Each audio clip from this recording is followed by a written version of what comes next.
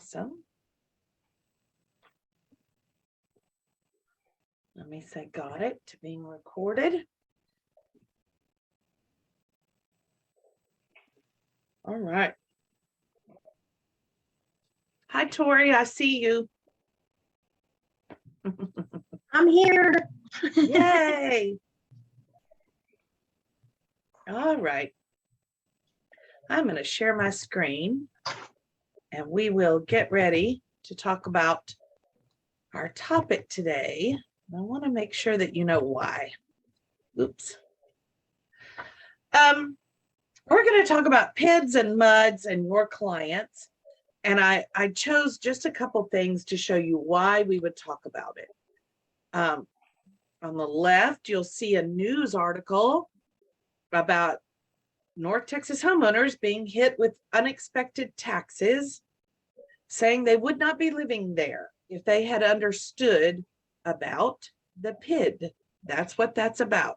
It's about a PID, and they signed some papers about it, and they, yep, plenty of disclosure, but only at closing, and they feel like the correct conversations weren't ever held.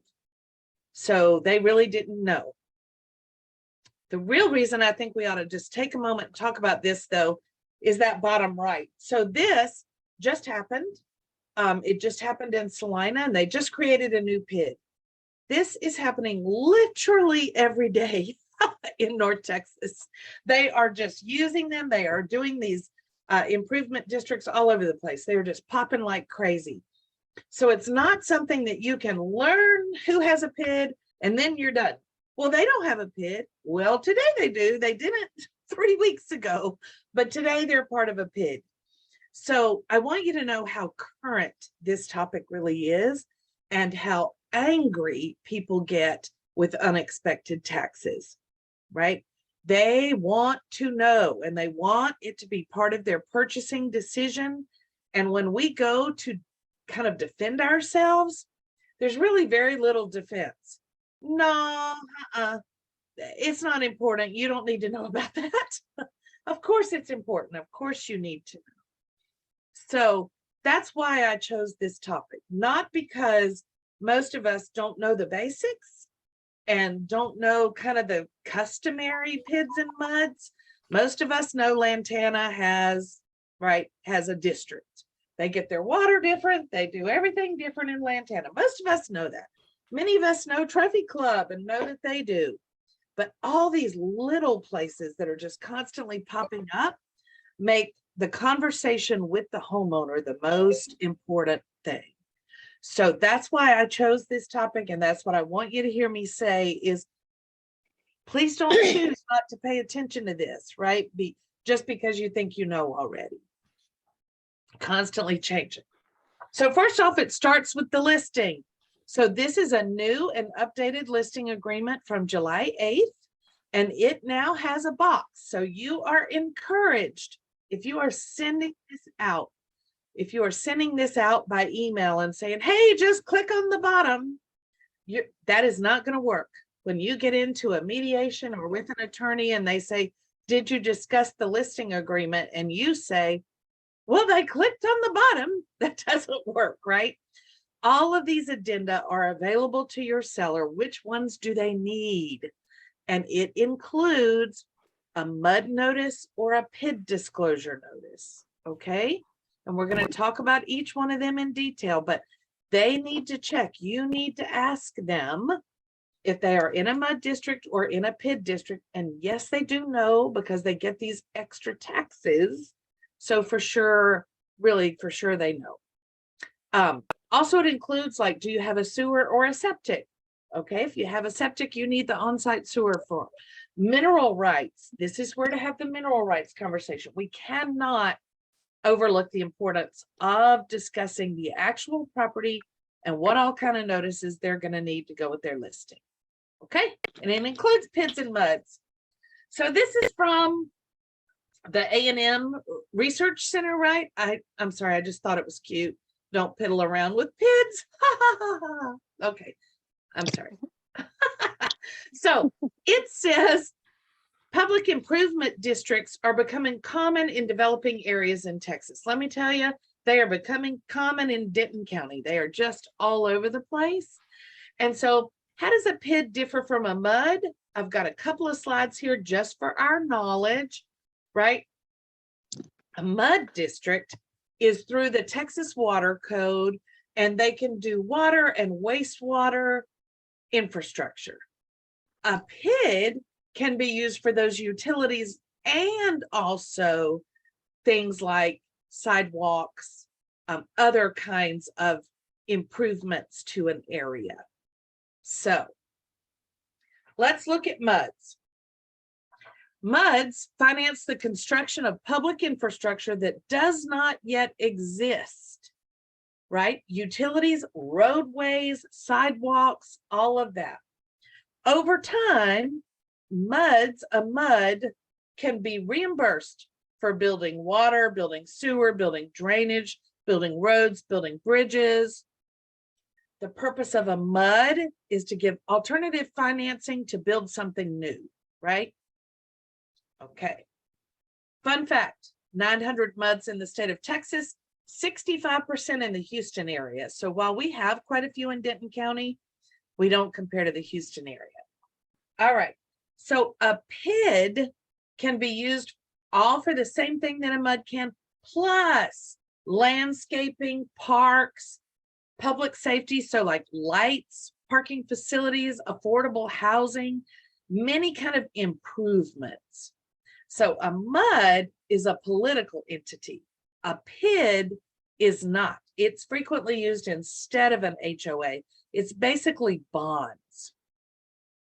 So a public hearing must be held before they can issue bonds. And a PID is not forever. So a MUD is frequently forever or a very long time. A PID is for 5 years or 10 years or sometimes 30. But it's specially assessed taxes to pay for improvements to an area. All right. What are PIDs and MUDs? I just clipped this from the Collin County Association of Realtors website because it's just showing MUDs, Light Farms in Salina, Artesia in Prosper, Trinity Falls in McKinney, new things.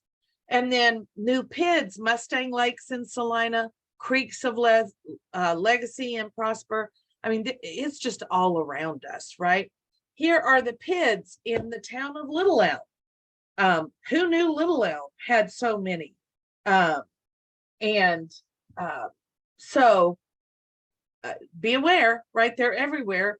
This is Trophy Club. This is their notice, one of their notices and notice it has a buyer signature. So the buyer is going to have to be informed and have to say, okay. Here's a way to tell. So here's the dallascounty.org website and look at all the PIDs it has. Look at dentoncounty.gov and all the many PIDs we have. And this is just a sample. I'm telling you, it is everywhere. So the PID notice became a rule in our real estate in August of 2021. MUDs were already a rule, but the PID notice and the MUD notice, very important, must be prior to the execution of the contract. I'm going to say this like 10 times in the next 10 minutes, so I'm sorry already. But if you execute a contract and then give the PID notice, the buyer still has all the way up to closing to terminate and receive their earnest money back. You must give the PID notice or the MUD notice prior to execution of the contract so that the buyer has all the knowledge and decides to go under contract to purchase the home anyway. It has to be in that order. Really, it should be on MLS. The PID notice, the MUD notice should be on MLS attached to the seller's disclosure notice. All right. And here we go. You're going to hear this exact sentence again. The main takeaway is that there is no binding contract if such notice is not acknowledged by the buyer at or prior to executing the contract. Giving notice after the contract is executed does not eliminate the buyer's right to terminate the contract anytime prior to closing. Woo! They can get out anytime. Buyers can file a lawsuit for damages after closing if they are not appropriately notified before buying the home, before executing a contract. It is a really big deal, this PIDs and MUDs. And because it's only been around about a year now, we're just now beginning to see these lawsuits come through. And they are coming through. So this is the PID notice that you're looking at. This is what it looks like, a TREC form. There are some PID notices also that are put together by the district. That'll work too. And a MUD notice, there is not a form for a MUD notice. It is a notice provided by the seller through the county or through the MUD district. So no form, just get the notice from the county or the MUD district. And then you'll notice this PID form has a lot of blanks, you see? All right, where to find the required PID information? County clerk. All right, first place to look is county tax records. So on the tax records, you'll see PIDs and MUDs listed as a taxing entity. So tax records. And then city or county websites all have lists of service districts like MUDs and PIDs and PUDs, right? And then the seller may have to contact the PID directly to get information about it for sure. And then this is from our state association about a MUD notice. A MUD notice, the seller is required by the Texas Water Code, which sounds very strange, to provide notice to a buyer that the property is located within a MUD district prior to the buyer entering into a sales contract. So the seller must choose from 3 notices, right? And they get that notice from the MUD district. And it says at the bottom, use the Texas Commission on Environmental Quality database. And so I want to be sure that I show you that. Do you see? This is the map. So your seller can in fact know. So I left this from our Texas State Association primarily just so you would see, even they say a seller will typically know. So we're going to have some sellers who say, I don't know, I heard something about it. I don't know, I don't pay any attention. Okay, we just cannot do that. We cannot do that about mineral rights. Now we have to have a copy of the lease if they're leasing those. We cannot do it about MUDs or PIDs.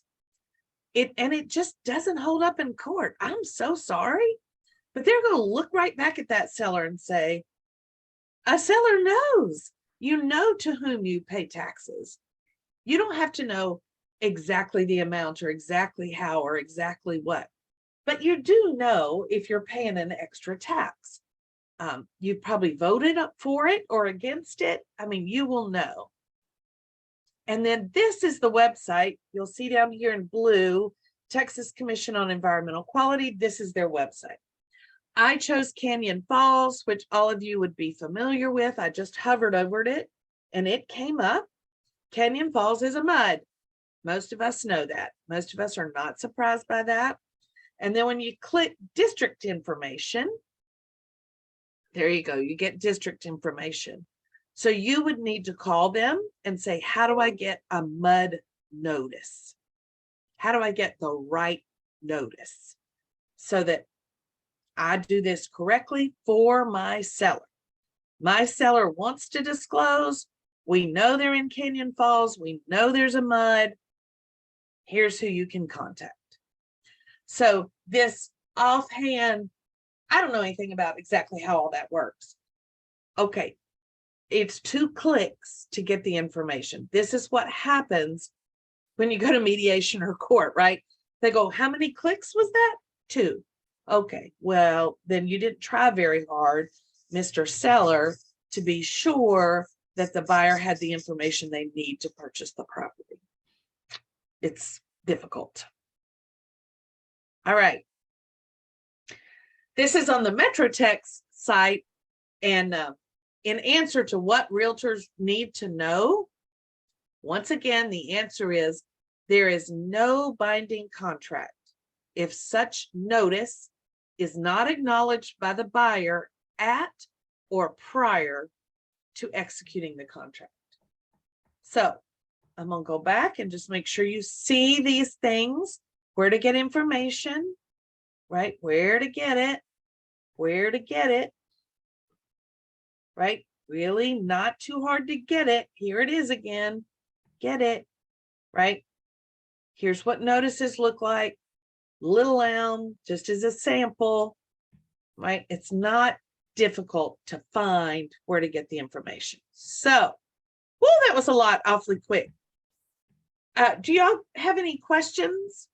Were you aware that PIDs and MUDs were so, I mean, I am seeing so many complaints about this. So I'm pretty sure we're not all doing it correctly. So if, one question, Okay. I noticed that you said that if it's given after signing, even if it's signed off upon, they can still terminate the contract, correct? That's right. That's exactly right.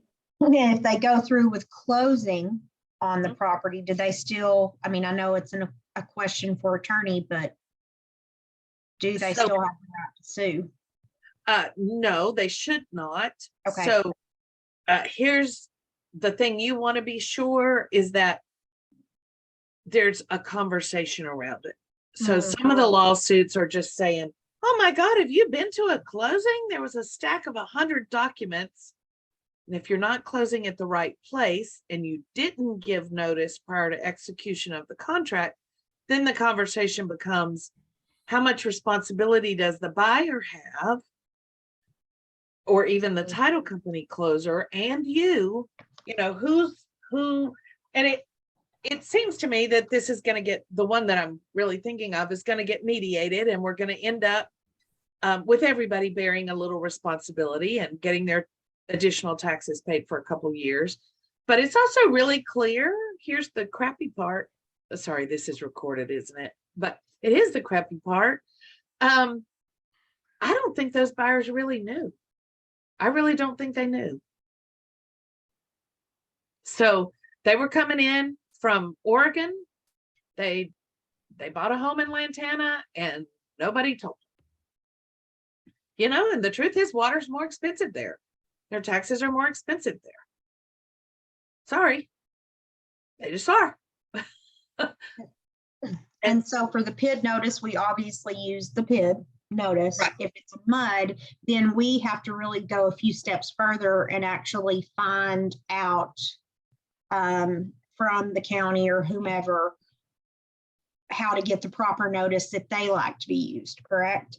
Yes, that's right. And your seller, you know, a lot of times we do have responsible sellers. So I'm making fun of them a little bit and saying they're, you know, I don't know anything about that. But a lot of times we have responsible sellers. And so it's really great if they'll go out and gather their information together. They'll have their MUD notice. They'll have their mineral rights lease if they have one. They'll, you know, have their survey. They won't mind going and getting the survey notarized. The T47 notarized. I mean, sometimes you have great sellers, so you just need to tell them what all is needed.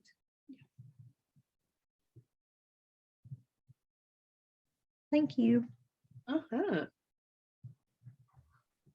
Yeah, I wish this wasn't becoming such a big deal, but they're just forming these PIDs all over the place. So this stop and discuss is going to become a necessity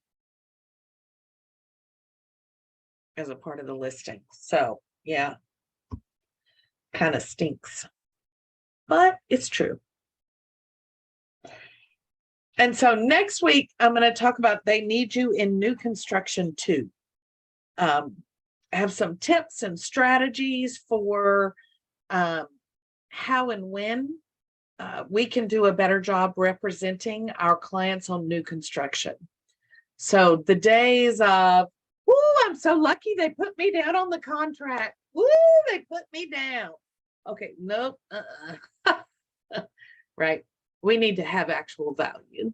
And there are ways to have actual value during the build process. So we're going to talk about that and talk about being ready to be important to our buyer clients when they're doing a new construction, buying new construction too, instead of just being grateful if they think to put our name down. Okay, anything else I can help you with? Any other situations coming up? You're all good? Yes, Cheryl. Oh, you're on mute. I'm sorry. I guess I missed the boat because my son just built a house in Denton. And I had my license already, but I think I was too late to be a part of the realtor for the whole process. So Too late to be, oh, for his build job, you mean? Oh, yes. You have to take them there. You have to take them there, be with them, and then, but you're still able to help be an extra pair of eyes on what he's building. Oh, I was able to do that. And I went through some of the process, but I just have to wait till he's ready to sell. That's right. That's right. Yep. They're very picky now about, even if your client has gone online and asked for information before you take them to the model home, a lot of times they won't pay you. Oh, wow. Because I understand that a little bit, right? Because their website got the client's attention, not you. Gotcha. I mean, I'm not saying I agree. I'm just saying it's happening all the time. It makes sense. It makes sense. Okay, thanks. All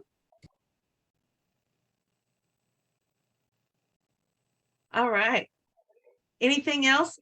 I would tell you, Tori, I'm going to tell you, the more you guys publicize the new construction thing, the better, because there are some great things that we can do for our clients that will make them value us during construction. And I think maybe that's missing right now. So that'll be next week. Awesome. We'll definitely get the word out. Okay. All right.